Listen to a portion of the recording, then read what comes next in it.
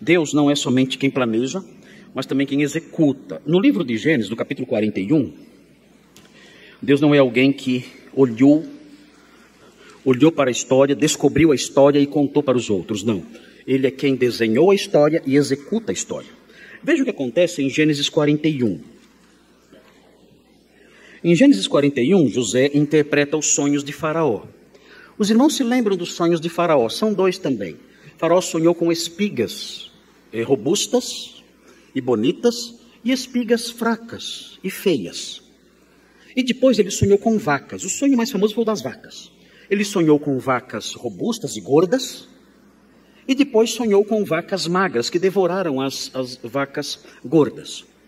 E o faraó não sabia como interpretar isso. Então José aparece na história. Nós vamos chegar lá no capítulo 41, dentro de algum tempo, não sei quando. Mas chegaremos um dia lá. E José explica o sonho. E fala o seu significado, dizendo, olha, o que acontece é que 7 anos de muita fartura virão sobre o mundo. Muita fartura. As colheitas serão extremamente abundantes, mais do que o normal. Serão 7 anos de produção agrária, simplesmente fora do normal. Mas esses 7 anos de riqueza da terra vai dar lugar a 7 anos de uma miséria, de uma fome que nós nunca vimos. É o que vai acontecer. Então, o que disse José? Então, eu quero dar um conselho para o Senhor. Ajunte o máximo que você puder durante os anos de fartura. Porque durante os anos de fome não haverá o que colher. O faraó fez isso e o Egito enriqueceu. Porque todos tiveram que comprar do Egito os grãos, o Egito se tornou uma grande potência. Mas notem o que José diz no capítulo 41, enquanto ele fala com o faraó. Vejam o versículo 28.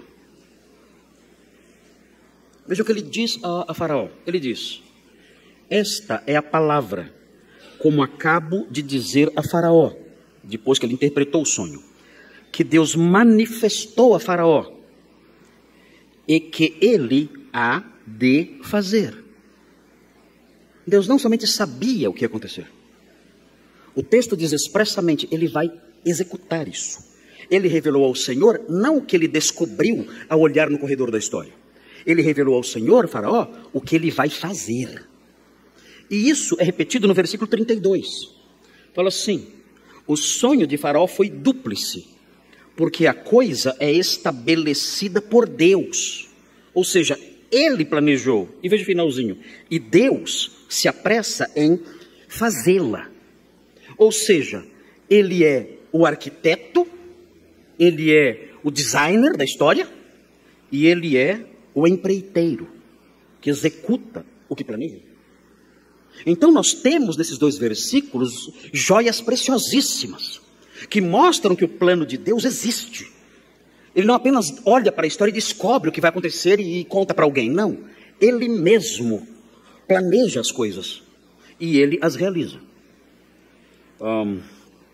Alguém pode dizer que Deus é mau, trazer fome sobre a terra e tudo mais, e tanto sofrimento. As reações dos irmãos a isso está fora do meu alcance, eu não posso. Nós que somos crentes, nós olhamos essas coisas, ficamos perplexos. Então Deus é o autor das tragédias, sim. Deus é o autor das tragédias, da fome inclusive.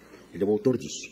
Como conciliar isso com a figura de um Deus amoroso, bondoso, que ama a sua criação, que ama o homem, que não quer ver, que odeia o sofrimento humano? Isso eu não sei.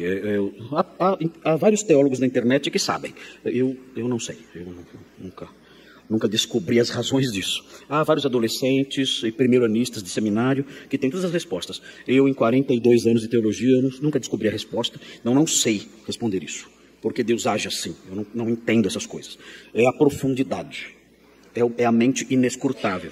Eu tenho que me curvar a ela. Agostinho disse, diante disso, eu diante desse abismo, ele chama disso de o abismo da cruz, é um abismo sagrado. Ele fala, diante desse abismo, que é o abismo sagrado da cruz, da escuridão desse abismo que eu não posso enxergar, o fundo, eu não me revolto, eu me prostro. Então, quando eu li isso em Agostinho, eu decidi seguir seu exemplo.